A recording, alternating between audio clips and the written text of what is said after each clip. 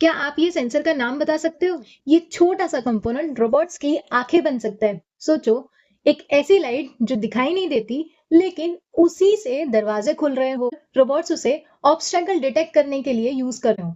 ये है infrared sensor.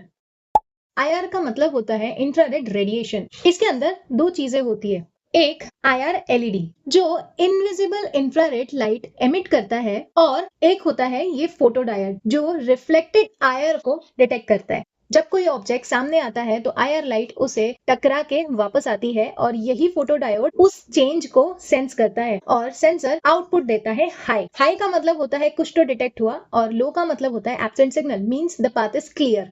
IR sensors दो कैटेगरी में आते हैं। एक होता है एक्टिव सेंसर्स और एक होता है पैसिव सेंसर्स। एक्टिव आईआर में एमिटर और डिटेक्टर दोनों होते हैं। इसे हम लोग जनरली रोबोटिक्स में यूज करते हैं। और पैसिव आईआर जो सिर्फ हीट या आईआर रेडिएशन डिटेक्ट करता है, जैसे मोशन सेंसर्स जो हम लोग यूज करते हैं ना सिक्योरिटी लाइट्स में, एग्जैक्टली उसी तरीके से।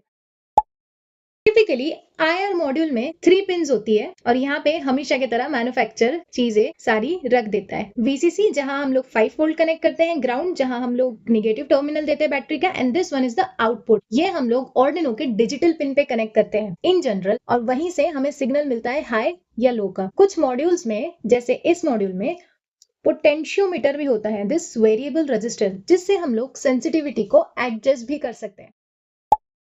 आईआर के वीसीसी को ऑर्डिनो के वीसीसी से कनेक्ट कर लेना, आईआर के ग्राउंड को ऑर्डिनो के ग्राउंड से कनेक्ट कर लेना, और इस आउटपुट पिन को बेसिकली दिस थर्ड टर्मिनल से डिजिटल पिन कनेक्ट कर लेना। फिर हम लोग एक कोड लिखेंगे, और उस कोड में अगर हमें हाई रिजल्ट मिलता है, मतलब कोई ना कोई ऑब्जेक्ट तो डिटेक्ट हुआ है, अदरवाइज एवरीथिंग इज क्लियर।